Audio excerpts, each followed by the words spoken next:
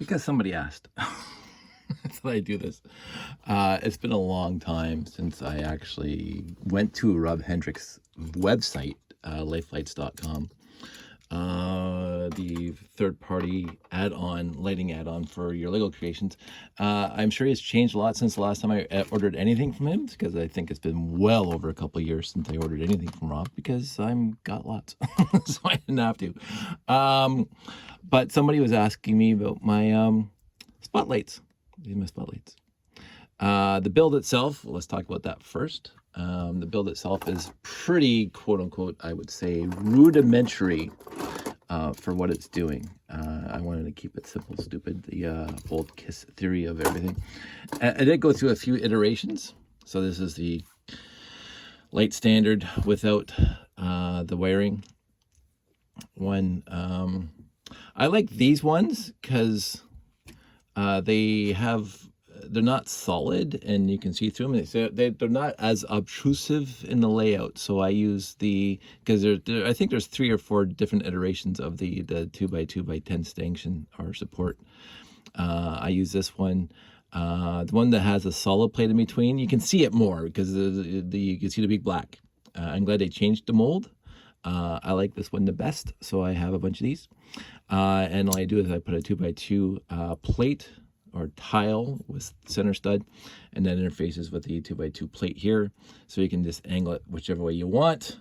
However you want to do it. I just use the 1x2s on both sides, the one with the bar and one with the clippy, a 1x2 clippy, just because you need a hinge so you can angle it up and down. So this says 360 degrees of movement up and down, back and forth, and even the lights themselves moving it out, which is what I wanted, and as few pieces as possible, and still looking like a light standard or a spotlight. So I was inspired by 2001 in the MMA, like, oh, for crying out loud, I'm forgetting these things. When they found the original monolith on the moon, and they had the excavation, they had these lights shining in.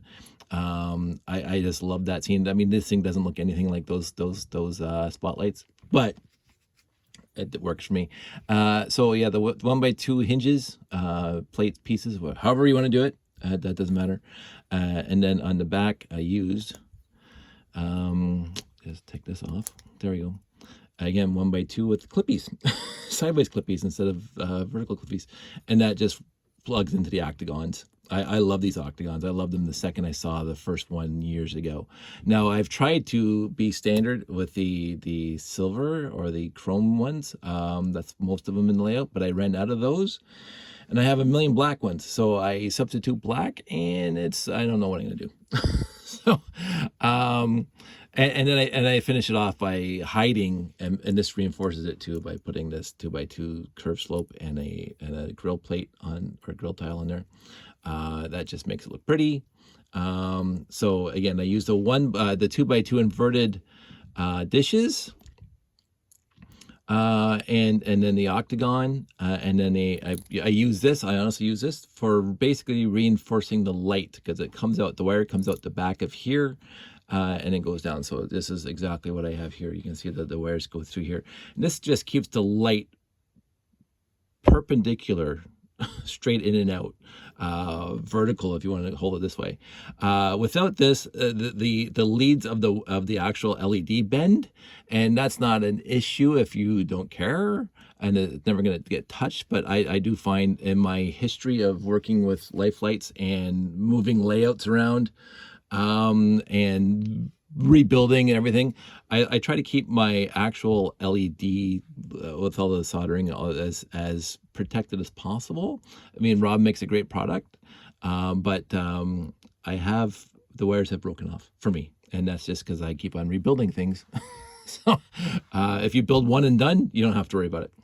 The other thing I have done, and a lot of them, is I put this piece there, which again reinforces the front, and you can see that here. This seems to be a different, older iteration. Oh, I had to make this one lower. I'll show you why in a sec. My bad soldering job. So this is a finished one with the LEDs in it. I do like the LEDs stick out far enough where the light is fully exposed, but still it won't shine backwards because it hits the white dish and it goes that way. You saw it in the video I posted yesterday, and I'll probably do the same thing right now. But unlike Rob doesn't sell this specific. He sells the LED wires, and what I did is I soldered two together. I snip on two wires, and I soldered them to this lead coming down here, and I soldered it to this 2x2 electric base plate. And that just makes my life a lot easier to take these things off, because I cannot leave these connected to the layout during transport and taking down. So these things just plug into the layout right onto another 2x2 electric plate that's soldered into wherever it's supposed to go, where the power comes from. And therefore, this is one contained unit that I can just take off when the show's over and put it in a box. So if you want these things to stay stationary, you don't have to worry about this. You can just use the original connector, which is right. I had one. There was. If you had, they can just use that, right? That's what comes with the actual kit. So I do a heavy mods, quote unquote heavy mods, just for the sake of spooling up and taking down the layout easier and storing, obviously. So this is one self-contained double spotlight standard, and what happens is that you can put these lights. I'm not saying you're going to be John Dykstra in Star Trek: The Motion Picture, if you get that reference. John Dykstra, who went after, I believe it was him, and Star Trek: The Motion Picture went off and did bigger and better things.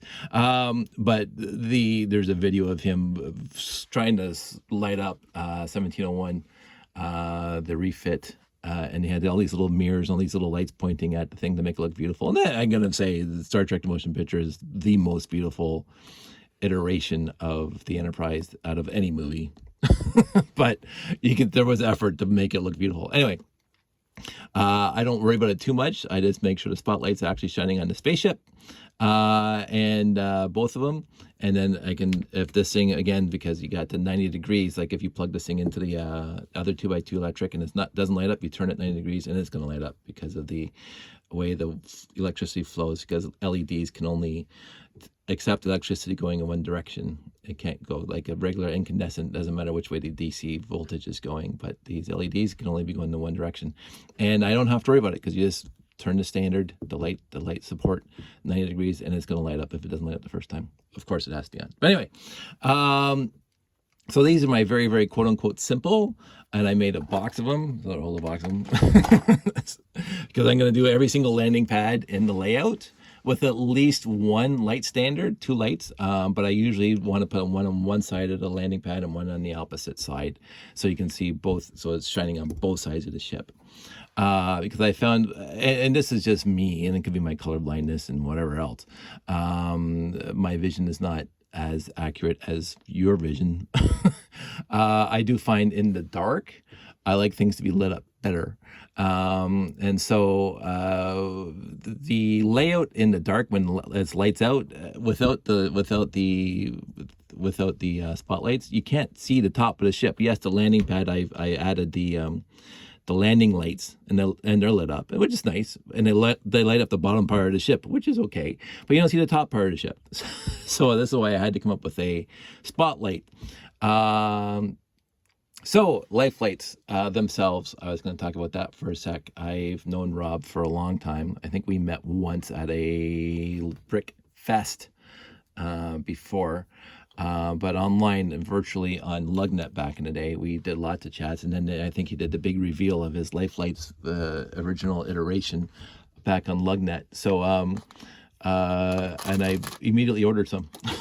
So, I had fun with that, and so basically, and this is the basic kit. So we're going to say basically the basic kit. This is what I recommend for what I do. You can get other LifeLites kits where you don't have to modify bricks at all. He's got the nano lights, I think, now. Again, I don't order those because I'm used to these. But you order the basic kit. You get 8 LED lights. You get the battery box, and you get the... Yes, Josh. Just got it. Josh is asking. So when you take apart, this out of the box, this is, when I first got my very first LifeLite kit that I got off of Rob was the junior No, I got these ones first, but after my really cool one, I did junior, so I could put it in the 918. I don't think I have that here, so I can't show you it all lit up, but I'll show you the advanced kit if I get around to it. So he has, I don't know if he custom makes these himself or if he has somebody else do it, third party do it for him, but it's basically when you put all this stuff together, it is the size of one 2x4 brick, and so it's got, come on, there we go. And it gives you a base plate, a 2x4 base plate always, which is great. So you put that on there, and this is the basic kit. So the power comes in this side, and 8 lights come out in that side, and they just light up basically. This is your basic kit. So you just and they can only go in one way. So there's a little notch there on each plug, and there's a little tab on the side of these plugs. So you have to be careful. And again, this isn't for building and rebuilding and rebuilding and rebuilding and rebuilding all ad infinitum. Like I don't recommend it. And then you get your nail on here to take it apart. So you pull out by the plug, not by the wire, because you'll rip the wires out sometimes, as I keep on finding out. Anyway, so I already have a battery box. I hope this battery box works. So I'm going to plug the battery box in and turn it on, and the light comes on. So, and you get 8 of those, right? And then you can put whatever you want with them. Now, I believe, again, don't quote me on this because I haven't been on Rob's site in a long time, but back in the day, these are his 6-inch leads. So the basic kit comes with 6-inch leads. There you go. And he has 1 foot and 2 foot leads on lights. So if you need to go farther from the basic kit, you can get the longer leads, so the lights can go farther out. What I do myself is I'll just cut the wire here and I'll solder in an extension. Yes, I can do that. I did my electronics course back in school, and I've been soldering wires for a long time. My, again, deficiency and not doing what Rob does is I am colorblind. So back in the day when resistors used to have all little stripies on them to tell you how many ohms of resistance they were, I could not tell you that at all. So that was a big, huge detriment for my electronic career, was my colorblindness, which is kind of sad. But I've always I loved electronics. I used to take apart broken radios, and sometimes I broke a radio taking it apart. So, and breaking off the circuit board and playing with transistors and resistors and diodes and capacitors. And I don't think a year went by when I wasn't building a crystal radio set when I was very young, and building the 101 science projects you can do with those little springies, and you connect a variable capacitor to whatever, and you make yourself a radio. I'm able to do that. So I have some skill, not Rob Hendricks level skill, but I have some skill when it comes to electronics. So especially with the layout and the buildings that I make, that I have this box on one side of the building, and I have to put a light way on the other side of the building, and I have to run it through. So I'll just make the wire exactly how long I want it.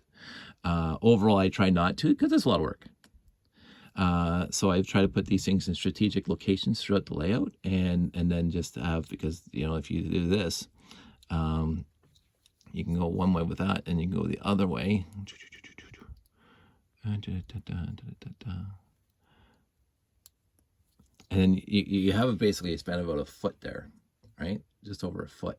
So not too many mocks that you have bigger than a foot where you need to light. So the issue for me is I build big buildings. and then also you can daisy chain these things. So if you put the power on one side, right? So you put the power here. This is, these are exactly identical, but this is now an output. So you can just get another box here and get one of these crossover. Oh, here's me knocking the camera. Get one of these crossover cables, which I have lots of because I use them all the time. I forget the exact number, and you're going to have to check the specs on them. Rob told me once. So all of a sudden you got the battery box here, and you got the first kit here, and you have the second kit here, and then this wire can be as long as you want, as long as you make it. And so I think he says I don't know if it's on here, but on the website, it used to say, and on the 120 volt converter here, you can have, I think, 4 or 8 of these plugged into one side of the 120 volt down to 3 volts. If you're on a battery box, you can have 4 or 2. I can't remember the exact numbers, look them up. But you can run a lot of LEDs off of one battery box, at least 16 lights off of one battery box. And it lasts a long time. these LEDs hardly use any electricity at all. So I love it. As I said, I've been doing this for a long time now. I remember lighting up my first 918, and I've lit up a whole bunch of 928s, which we'll talk about in a second. And then you have a base, then you have the advanced kit, which is where it really comes in fun. So you say, hey, Dave, they're identical. Well, they're not identical because you look at the back. So again, he ships you a 2x4 Technic plate. And this one, as you can see, has a button on it. Whereas this one does not. So this is basic and this is the advanced. This one, you press the button, how many times you hold it. It's like resetting your phone or your calculator or whatever, your alarm clock. You hold it in until lights flash on it, and then there's sequences of lights. And then I think at least 25 different lighting routines you can set this thing up for. And then when it's set, you just leave it alone. Even if the battery died and you plug in the new battery into it, it's going to remember what lighting sequence you chose. And if you want a demonstration of that, I'm just going to turn on the battery box, make sure this thing is still working. I'm going to turn off this light. So this Galaxy Explorer has an LifeLites advanced package in it. And so I wanted the marker lights, there, and that one's dead, I think it's unplugged, to light up with flashy sequences. So it's flashing, flashes up there, and that one would be flashing too if it was plugged in. And then so this lighting sequence has 4 lights that flash, and then 4 lights they stay on continuously. So I put one there, and 2 in here to light up the cockpit. You could have done whatever else you wanted with it. Make the thrusters so it has like not just flashy, it has like almost a brighting and darkening, like a room, like a rocket ship. So you can put them in the back, and I have that on my 924 that's in the layout. So this is what I do with it, right? So it looks cool. It looks like a spaceship with marker lights on it. So, and there's a welding, and there's a marquee, or even Knight Rider, where it just goes back and forth. Like there's 25 different options you have, like welding. So you can have like, if you have like a welding shop. One of my ideas years ago, when I had that big building in the layout, was, I'll stand up here because it's easier. You can't do it in this one, but basically the ship would be on top of a landing pad and look like all beat up, like it came out of a war zone. And then the doors open, like you saw my crater years ago. If you saw my crater years ago, where the top doors open, and the ship goes down, right? So I wanted to have it come down into this building that's about 4 stories tall, like this. And then I'd have a LifeLites kit inside. And so you couldn't see through the windows, but it looked like there's welding and all like flashing and whatever. And then all of a sudden you come up and there's a perfectly good Galaxy Explorer. And what I would do inside is I'd have the actual landing pad flip over so that it'd be a crappy looking one on one side of the landing pad and a perfect mint one on the other side of the landing pad. So when it came back up, it'd be mint. So that was an idea I had years ago. I got rid of the building because it was just too big for me to haul around all the time. It only was in one show. I believe it was only one show, and it was in St. Jacobs for the longest time when I had the layout set up there for four months. That was great. But it's the one where people use the monorail track to keep on going up and up and up and up. That was the future state of that building. I just never got there. Because I went off and did other things. That's my problem. I have all these ideas of what I wanted to do with the layout. So Rob Hendrick's LifeLites, and let me just turn these things on if I remember where the wires are. Should have been prepared for this. It's already on. Is this thing on? No, it's not. So, what am I missing? Is this plugged in? Oh, I haven't plugged it in the back. Duh. So, let me do this. So this is this one. This is a Rob Hendrick's 120 volt down to 3 volt connector, which I have built into right back in there. I built into here. And so, let me turn that off. I have two, let's move this thing out of the way. I have 2 basic kits. So 2 of these kits underneath this base plate. And I'm gonna take this guy off. And I drilled holes. Shh, don't tell anybody. I've drilled holes in these landing pads. So there's 3, 6, 9, 12. So I've used up 12 of 16, because when you have 2 kits, you have 16 LifeLites you can plug in. I've used 12 here, and then I brought up one over there, so that's plugged in, and one over here. And you can see that this has the 2x2 electric brick, and this got the, I soldered again Rob Hendricks connector on the bottom of that, and I plugged it into the basic kit that's right underneath this landing pad here, and I plugged this one here into the landing into the LifeLites kit that's underneath here. So it's so customizable, it's not even funny. Like, it's not even funny how customizable these things are. I'm gonna leave this up here for a second. You can look at my UFO there for a sec. I'm gonna come over here.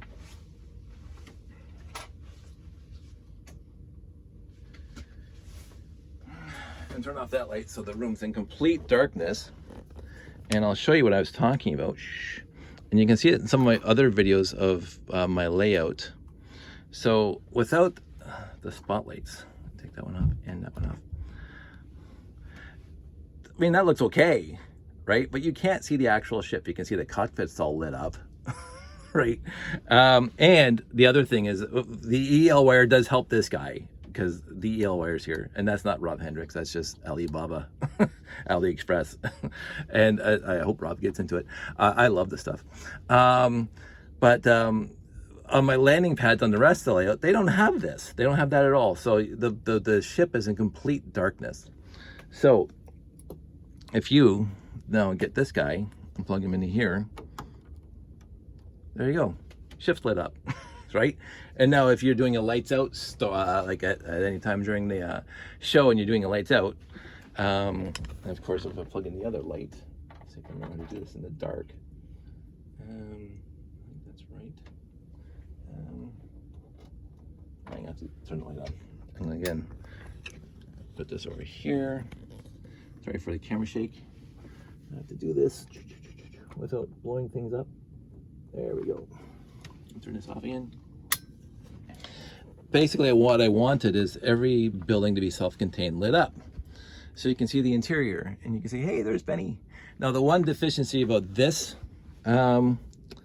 this building, which I have not fixed yet, stay on, is in other buildings I wanted to run, again, this was a quick hack, I wanted to run LifeLites to over here so they're shining straight down, so you can see the guy standing there waiting for the monorail to come through, right there, there, and there. That is still a future state for this building, as not finished. I also then wanted to run some LifeLites into the rooms, not that one, into these rooms so you can see the people, but I got enough light coming through the door so you can see these people are sleeping. So, you know, there are so many things you can do with LifeLites. The other thing I do want to do is I want to eliminate the battery boxes. So this thing just has a 3-volt battery box, 2 1.5 volt AA batteries. So you can move it around like that and put it down there. Oops, it's on top of something. In the dark, can't see it. So, I mean, that's fine because you want to move it around sometimes. But I was going to have a wire that's plugged into, again, one of these LifeLite basic kits, just coming out this little corner here, so I could plug in that ship into this wire and I wouldn't have to worry about changing batteries. Right? So this is my future state of the entire layout, is to get rid of battery boxes, because I find it tedious during a show to replace batteries. So, but again, the LifeLites batteries boxes last for a long time. Like, that's an old battery box that I just dug out of a box of my LifeLites kit. That's been sitting there for probably 2 or 3 years now. I've left ships on overnight and come back and the lights will still be going on in the morning because they use minimal electricity. I'm not saying that you'd have the same experience that I've had. Your mileage may vary. Yeah, Josh, what do you need? Hi. I can't show you because... So that's LifeLites, and I really cannot recommend it highly enough. I've used so many over the years. I've gotten so many kits. He also has kits now that basically you don't even have to worry about the advanced kit if you don't want to. You don't care about the 25 different things you can do with it. The LEDs themselves flash. So you just plug into a basic kit and this LED will flash, like if you just want landing lights or whatever. The lights themselves will flash. And I think he also has variable color ones to make sirens and stuff like that. He got into that. So if you're making a police car or a fire truck, you just get the LED that flashes red and blue. I haven't ordered any of those myself. But I have used the other ones that were just flashing blue, and I don't have to worry about wasting any advanced kit on it. And I used all my advanced kits for the spaceships. But if I want just a flashing signal light right here, I just plug in one of those lights that just flash. I don't have to worry about wasting an advanced kit on that. So, talked about my spotlights. I talked about the LifeLite kits. I talked about the EL wires a little bit. It's a hack that I showed Rob years ago. Oops, that was wrong. There we go. Because the EL wires also run on 3 volts. Basically, I'm commandeering, quote unquote, commandeering Rob's 120 volt connector, and I'm splitting it between the LifeLites. I like this come off. This probably have to fix that. Because I untaped that. It's probably actually hanging underneath. Have to look. I actually just plug in the 3 volts from the Rob Hendricks to make the EL wires work. So I don't have to worry about battery boxes for that now. I just had to jury rig the actual control center for the EL wires to be on. The second power was applied because it had an on-off button on the battery box. So I had to short the on-off button, and it took me a while to figure out which part of the circuit board that was on. So, but now the EL wire comes on. The second I turn up, so here's the power going off. Of course, the ship's still lit up because the ship has a battery box in it, and it comes on, and the EL wire works, and the LifeLites work. All off on the same battery, on the same 120 volt transformer. So I could not plug in the 12 volt LEDs I have on the rest of these levels. I'm not worried about that. That has a separate power coming to it altogether. So anyway, I wanted to talk about this, and I'm glad somebody asked a question because I absolutely love talking about my friend's stuff. Rob is a fantastic guy, and he made a fantastic kit for us Lego people. So the other thing I will note, and you can see it here, the difference between that red and this red. Sometimes it's the actual 1x1 round plate, and sometimes it's the actual the actual LED. Now this is an older one, and I found out I started unfortunately mixing up all my LEDs between the soft white and the bright white. So that's probably just a soft white LED in there, and this is a bright white LED, and that one's probably not even in the hole. Yeah, see, it fell out. So I have to find out, and I have to take this thing apart again. So this is basically, there's the LED there. The LifeLite there, and there's this one, and you can see that one's a lot brighter. So that's what I did. I actually accidentally plugged in a soft white one here and a bright white here. So you'll have to notice that when you're doing it. If you have a whole bunch of kits that have all the different lights, that you have to figure out which ones you want where. These ones are perfect. But you know, it's one of those things that you get to play with and work on. And of course, then I also have to fix that light there. I don't know what's wrong with it. He's probably up. This thing sat on the shelf for 2 or 3 years now. This is my perpetually in repair Galaxy Explorer. This is the one where, if you remember in some of my older videos, you see the gantry that's going back and forth that has like the claws and all the welding instruments on it. And this thing had pieces missing, that engine was missing, and it has the gray part back here. And then of course I built this guy here with the spray gun, so he's spraying blue paint onto the gray because I think that's really cool. If I turn it, this is not, this landing pad is not meant for a Galaxy Explorer, but you can see where I did the change between the gray and the blue, and he just sits there and he spray paints.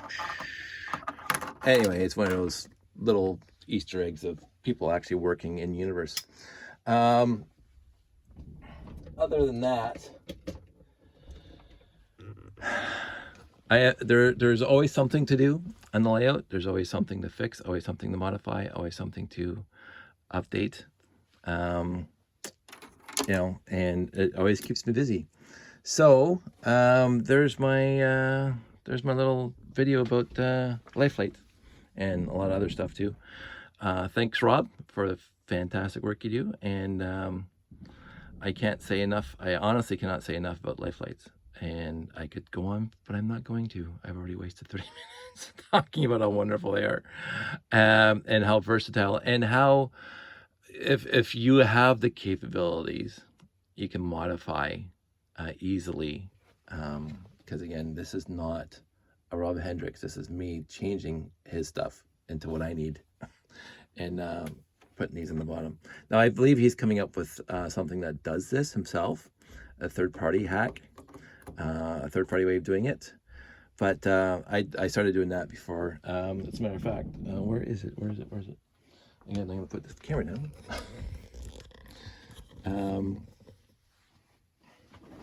I have one more thing to talk about.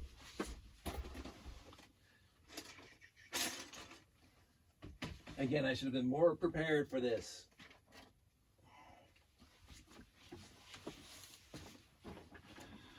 Oh, I'm gonna sit down. I mixed up another LifeLites kit. Okay, so this is my landing pad, one of my landing pads, 3 of 4 landing pads if you don't count that one up there. So, and I have 2 things on here. I have EL wires circumnavigating or just circumferencing the circle. I'm trying to use words because I don't want them to disappear out of my brain. I am finding the older I get, the more of these words that I used to know disappear. So in the middle here, if I hold this up, let's see if I can do this one hand. Let's just turn it right over. This is going to be a little bit odd. There we go. It's not the best build, and it's like 12 years old now. 2021, yeah. So I think, no, because BrickFet 2011 was the first BrickFet, and I didn't have these yet.